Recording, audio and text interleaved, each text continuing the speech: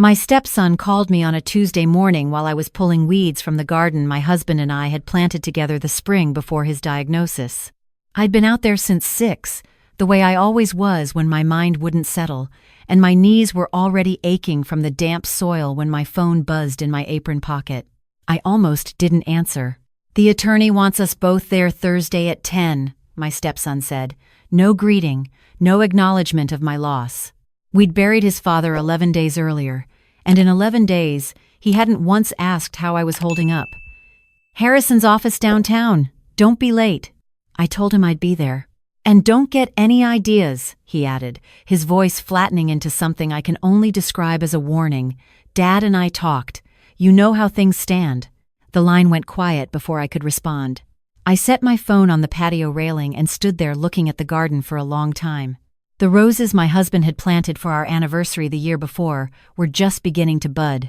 He'd chosen yellow ones because he knew I loved them, ordered them special from a nursery outside of Portland, spent an entire Saturday afternoon in the dirt getting them right. He'd been so proud of himself, showing up at the back door with soil on his forehead and that grin he had, the one that never aged a day in the 23 years I knew him. He'd been gone 4 months now. 4 months, and already it felt like the house was beginning to forget him. I'd met my husband at a school board meeting when I was 39 years old and the assistant principal at Fairview Elementary. He was a widower with 2 teenagers, a commercial real estate portfolio he'd spent 30 years building, and the kind of quiet steadiness I'd never found in anyone before. We married 14 months later. His children were 19 and 22 by then, old enough, I'd thought, to give us a fair chance. I was wrong about that. My stepson had never approved of me. He was cordial enough in those early years, polite in the way of someone following instructions rather than feeling them, but when his father's health began to decline, the politeness dissolved entirely. He'd been convinced from the start that I'd married for money and was waiting for my moment. My stepdaughter was kinder in her suspicion, but it was suspicion nonetheless. She'd once told a mutual friend, in a conversation that was never meant to reach me, that she worried I was isolating her father, keeping him from people who really loved him. What they saw as isolation was actually this. I quit my job the year my husband was diagnosed with early-onset Parkinson's. I did it without being asked, without discussion, without negotiating. I sat down across from him at the kitchen table on a Sunday evening and told him I wasn't going anywhere, that whatever came next we would manage it together, that he'd spent 30 years building a life for his family, and now someone was going to build one around him. He cried. My husband, who had survived the death of his first wife and single fatherhood and 3 recessions, sat at that kitchen table and cried like I'd never seen him cry before. What followed was 7 years. 7 years of early mornings and late nights and medication schedules and specialist appointments and the slow, grinding work of helping someone you love maintain their dignity as their body betrays them. 7 years of physical therapy exercises and modified diets and wheelchair ramps installed and handrails measured and a hospital bed moved into the first-floor study because the stairs became too much. 7 years of sitting beside him while he slept because he'd wake in the night afraid and reach for me, and I wanted to be there every single time. His children visited. They did. Thanksgiving, Christmas, the occasional birthday. But they had their own lives, their own children eventually, their own version of grief that expressed itself mostly as resentment toward me. My stepson once cornered me in the kitchen during a holiday dinner and told me point blank that he hoped I wasn't expecting gratitude. "You made your choices," he said. "Nobody forced you to stay home." I didn't argue with him. I'd learned early that arguing with my stepson was like pouring water into sand. My stepdaughter was gentler about it, but the last conversation we'd had of any substance was 6 months before my husband passed, when she'd sat across from me in the hospital waiting room while he was in for a procedure and told me she knew I'd been a good caretaker. She used that word deliberately. Caretaker. Not wife, not partner, not the person who had held her father's hand through every terrible thing for 7 years. Just caretaker, like I was staff. I'd thanked her for saying so and gone back to reading my book. My husband passed on a quiet Wednesday in October. The sun had been out, which felt wrong. He'd been sleeping more than he was awake those last weeks. But that morning he'd been clear-eyed and present, had asked me to open the window so he could hear the birds, had held my hand for 2 hours without letting go. When he finally went, it was peaceful. as peaceful as those things ever are. His children arrived that afternoon. By that evening, my stepson was already asking if I'd thought about the house. Thursday came gray and cold, a November morning that couldn't make up its mind between rain and fog. The law offices of Harrison and Whitfield occupied the fourth floor of a brick building near the waterfront, the kind of old money address that still used brass plaques and heavy wooden doors and had a receptionist who said certainly instead of sure. I'd been here twice before. Once when my husband and I had updated our estate documents after his diagnosis, once more when he'd wanted to review the changes he'd made the previous year. Daniel Whitfield Jr. had been the family attorney for over 2 decades. He was a careful man, precise in the way of someone who'd spent a career untangling other people's complications, and when he shook my hand in the lobby that morning, his expression was warm but cautious. My stepson arrived 7 minutes after I did, my stepdaughter just behind him. My stepson wore a charcoal suit that probably cost more than my monthly utilities. My stepdaughter was in navy blue, her hair pulled back, her face composed in the way of someone who has practiced composure. She hugged me briefly, stiffly, the hug of a woman fulfilling an obligation. My stepson did not hug me. We were shown into a conference room with a round table and a window overlooking the harbor. Someone had put a pitcher of water in the center. My stepson sat with his hands flat on the table, like a man claiming territory.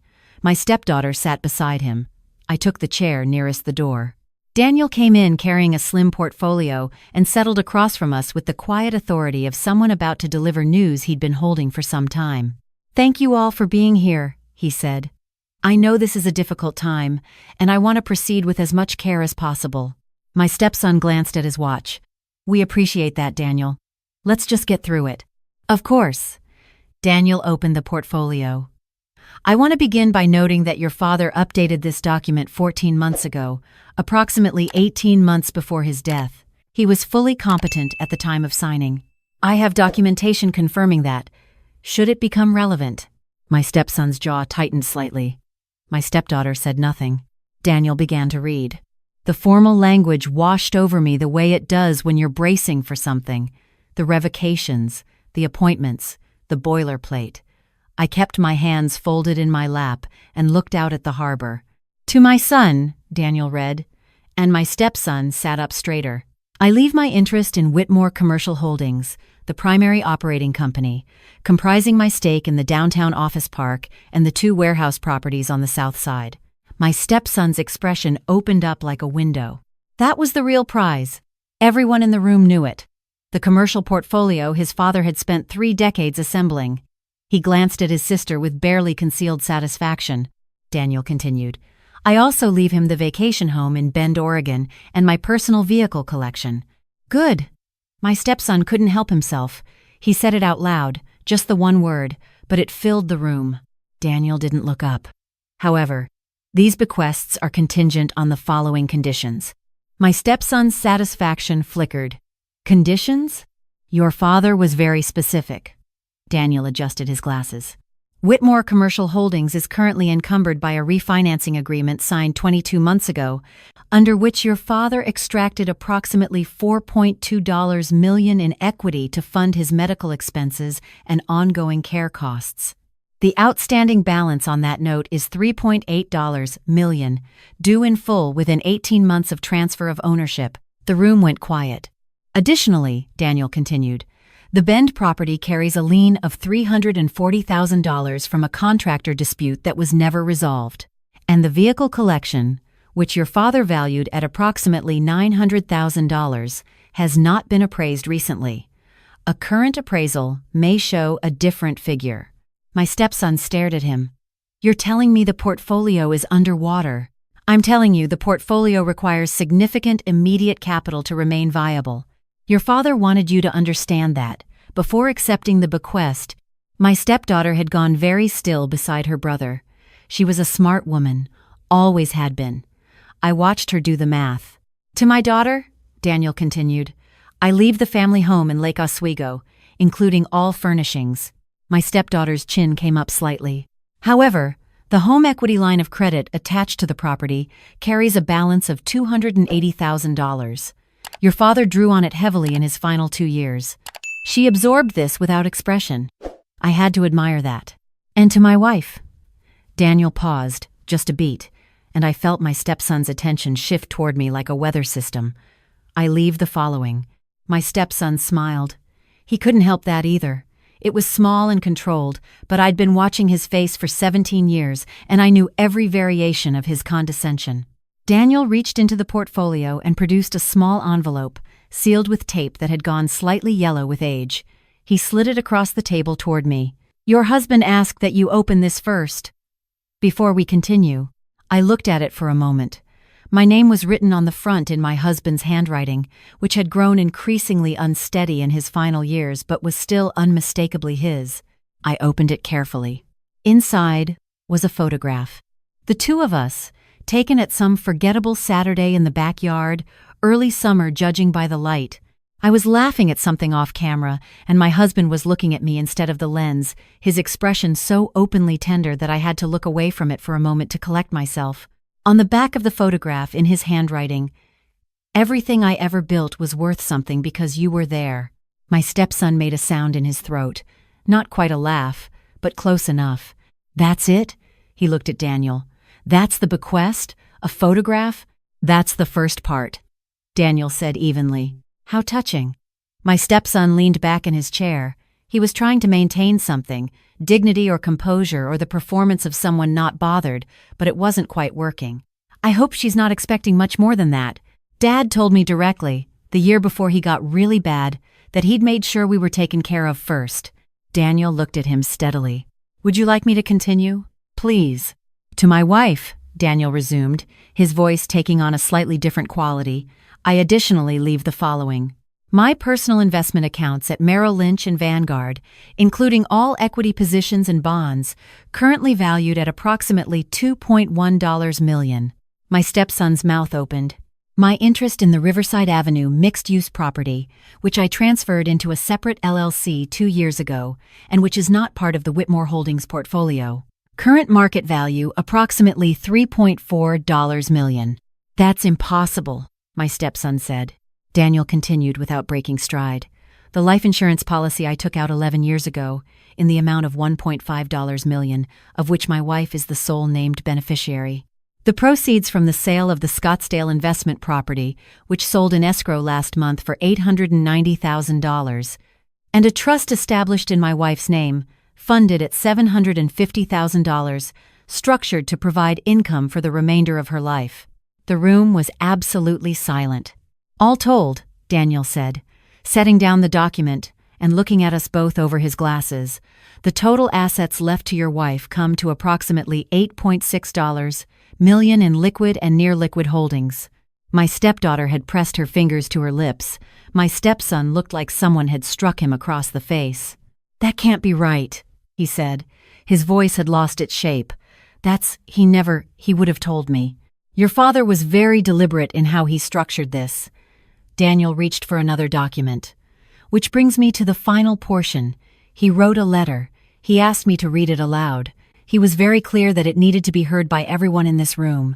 Together." My stepson stood up. "I'd like a moment." "Your father asked that there be no interruptions." Something in Daniel's tone stopped him. My stepson stood there for a moment, and then he sat back down. Daniel unfolded several handwritten pages. My husband's handwriting, dense and deliberate, the writing of someone who had taken their time. He began to read. "To my children, I want to start by telling you something I should have said many times while I was alive and didn't, because I was too tired or too proud or too foolish to find the right words. I love you both completely. That has never wavered. But love and honesty aren't always the same thing, and I have not been fully honest with you, and I am sorry for that." My stepson was very still now. "When I was diagnosed, your stepmother quit her job without being asked. I want you to understand what that means in real terms. She had spent 21 years building a career in education. She was 47 years old and on track to become a district superintendent. She was exactly the kind of person who works towards something for decades, who sacrifices the small things for the large things she's building, who earns every rung of the ladder she climbs. She walked away from all of it the week after my doctors told us what we were facing. She never once, in 7 years, expressed regret about that decision. She never once held it over me. She never once made me feel like a burden or an obligation or a project. She made me feel like a husband. My stepdaughter made a small, soft sound. Not quite a word. I want to be honest with you about something else. I was aware of how you both talked about her. Not everything, but enough. I heard the conversation about isolation. I knew you believed she was keeping me from you, managing my access to the people in my life. I want you to hear this clearly. She never once discouraged you from visiting. She never once told me anything negative about either of you. When I was frustrated with how rarely you called in those last 2 years, she defended you. She told me you had your own lives and your own fears and that grief sometimes makes people pull away instead of move toward. She was more generous to you in your absence than you ever were to her in your presence. My stepson's face had gone the color of old paper. The photograph in the envelope is from a Saturday in June, about 3 years ago. Your stepmother doesn't know this, but I looked at that photograph almost every day after that. It sits in the upper left drawer of my desk in the study, the one she cleaned out after I couldn't manage the stairs anymore. I looked at it because I needed to remember what it felt like to make her laugh like that. She laughed so fully, like she meant it completely. I have spent my entire life around people who perform their happiness, and she is the only person I have ever known who simply was happy, even in the middle of the hardest years of both our lives. I pressed my thumbnail into my palm under the table, the small, private trick I'd used since childhood to keep tears from coming at the wrong time. The photograph is the first part of what I'm leaving her, and I need you both to understand why.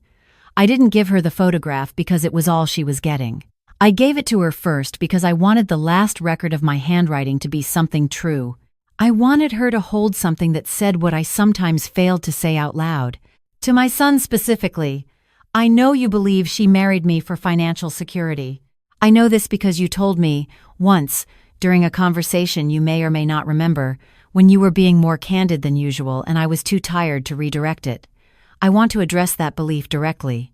Your stepmother gave up the most financially secure version of her own future when she married me. She gave up a career with a pension and advancement and the kind of independence that would have sustained her long past my death. She traded that for 7 years of caregiving that no salary could compensate. If she was calculating a financial outcome, she was very bad at it. My stepson closed his eyes. The assets I've left her are not a reward. I want to be clear about that distinction. A reward implies I had something to do with what she earned. I didn't. She earned all of it. The investment accounts and the properties I kept separate from the main portfolio, I did that deliberately over the last several years, quietly, because I wanted to make sure there was something no one could dispute or complicate or contest. I wanted to make sure she was protected. That was my one real job in the last years of my life, to protect her the way she protected me, and if I managed even a fraction of it, I'll consider myself fortunate. To my daughter, you called her a caretaker once. She told me about it, not to complain, just matter-of-factly, the way she tells me most things, and then she said she understood why you saw it that way, and moved on. I have been thinking about that word ever since. Caretaker. She would say it's accurate, that she took care, that the word is simply a description of a function, but I need you to understand that what she did for me was not a function. The way she learned to anticipate the hard days before I could name them. The way she talked to me at night when I couldn't sleep, not about my illness, just about things, about the neighborhood and the garden and a book she'd read, because she understood that sometimes what I needed was to be a person in a conversation and not a patient in a room. The way she held my hand at the end. She held my hand for 2 hours and she didn't cry, and she didn't make it about her grief. She just stayed. That is not caretaking. That is love. And I should have said it, publicly, often, while I was alive to say it. My stepdaughter was crying now.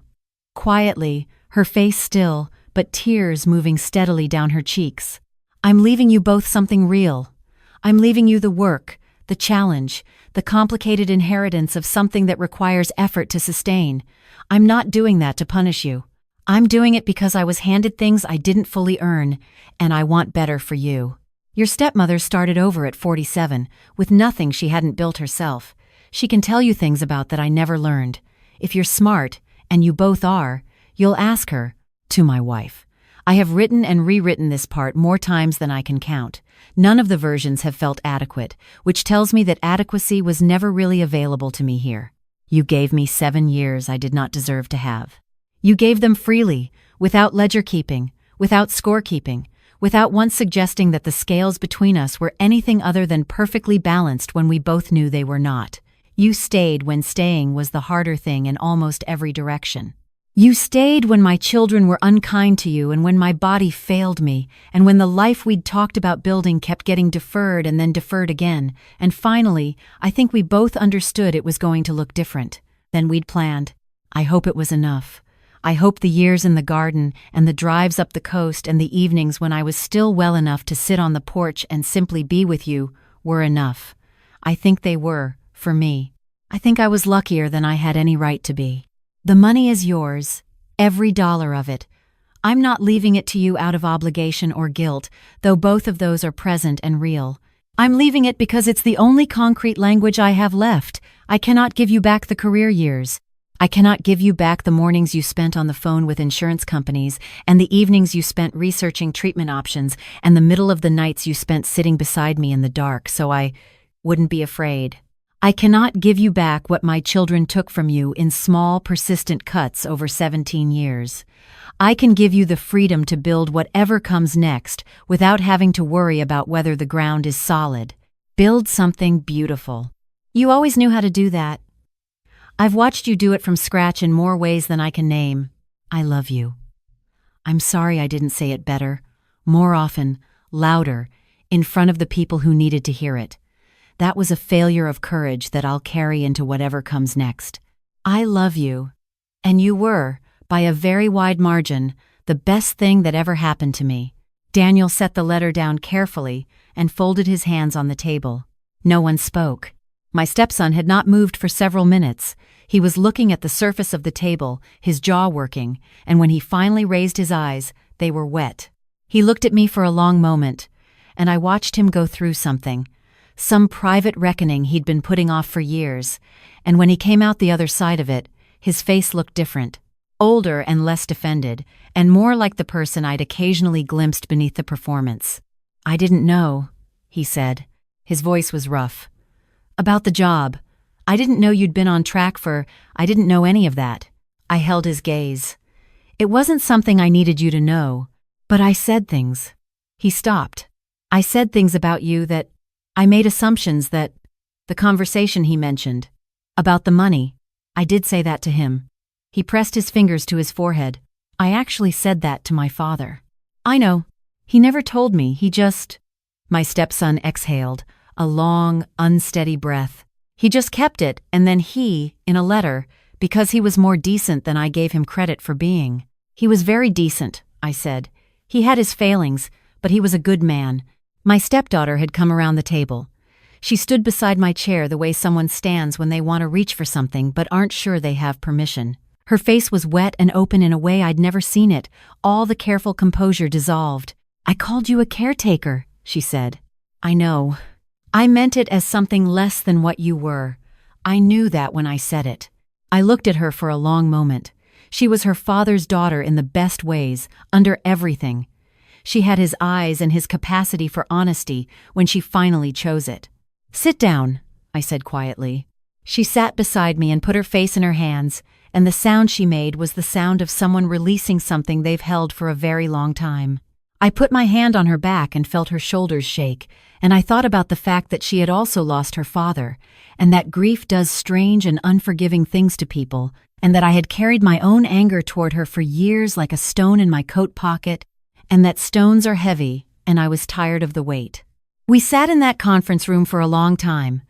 Daniel slipped out at some point and came back with coffee he'd made himself. The harbor light shifted outside the window. My stepson went and got tissues from the receptionist's desk and came back with enough for all of us, which felt like a small, significant thing.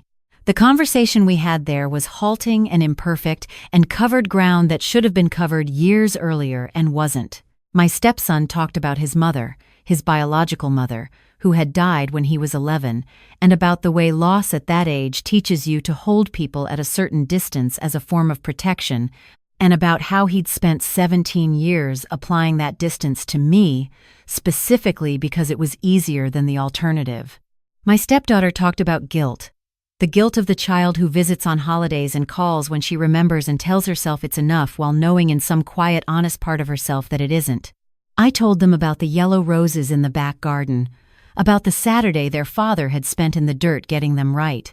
They both cried again at that, and so did I, for the first time all morning. 3 months after that Thursday, my stepson called me again. A different kind of call than the first.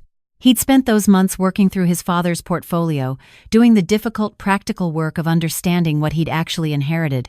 He'd hired a financial consultant, found investors to address the debt situation, spent weeks reviewing leases and maintenance histories and cash flow projections. He'd called me twice in that period to ask questions, practical questions about things his father had mentioned in passing, and both times I'd answered them as directly as I could. This call was different. He asked if I'd be willing to come into the office. Not as a favor, he said carefully. As a consultant. Paid. He'd read some of the notes his father had left in a private journal that Daniel had given the family after the estate was settled, notes about the business decisions he'd made over 30 years. And my husband had mentioned me more than once in those notes. Mentioned things I'd noticed or questions I'd asked that had shifted his thinking on certain decisions. I don't know how much you know about commercial real estate, my stepson said. Enough, I told him. I spent 7 years listening to your father talk about it. He was quiet for a moment. That's more than I realized. I thought about saying something sharp. There were sharp things available. But I was 63 years old, and I had lost the man I loved, and I was sitting in the garden with the yellow roses just beginning to open in the spring light, and I found that I didn't want to spend whatever came next being sharp. I know you have your own people, I said. I'm not trying to insert myself into something you've built. You're not inserting yourself. I'm asking. He paused. Dad was right. About a lot of things. I'm trying to be better at acknowledging that. The first time I walked into the Whitmore Holdings office, the receptionist looked at me with polite uncertainty. My stepson met me in the lobby himself, which I noticed. He introduced me to the staff as his father's wife and someone who'd been closely involved in understanding the portfolio over the years, and I watched 2 or 3 people put together who I was and what that meant. My stepdaughter joined us for lunch afterward, the 3 of us at a table near the window of a restaurant her father had loved, and we talked for 2 hours about things that had nothing to do with estates or portfolios or contested histories. She asked me about teaching. She asked me about the garden. She asked me, tentatively, toward the end of the meal, if I'd be willing to come to her daughter's birthday the following month. Her daughter was 4 years old. She had her grandfather's eyes. I said yes. There are things you can't reclaim. I know that. I knew it sitting in that conference room listening to my husband's voice come through another man's reading of his words. 7 years is 7 years. The career is gone. The mornings are gone. The version of my 60s I might have had, the one with a pension and a superintendent's title and the particular quiet dignity of work you've spent a lifetime earning, that's gone too. I don't pretend otherwise. But I had that garden. And I had the photograph of myself laughing at something I no longer remember, with my husband watching me like I was the best thing he'd ever seen. I had the morning light on the harbor outside that conference room window. I had a stepdaughter asking me to meet my step-granddaughter, using the word please in a way that told me she meant it completely. I had now. I had the spring coming in, and the roses my husband had planted, and the work, always the work, of building something honest from the ground up. He always said I was better at building than he was. I sat in the garden that evening with my coffee going cold and looked at the photograph he'd put in that envelope, the one he'd kept in his desk drawer for 3 years, the one where I was laughing and he was watching, and I thought about how much of a life is invisible, how much of what holds 2 people together never gets named or witnessed or written down, how you can love someone through the hardest years of their life and still worry, in the quiet hours, whether you were fully seen. He saw me. That was everything. It turned out to be more than enough.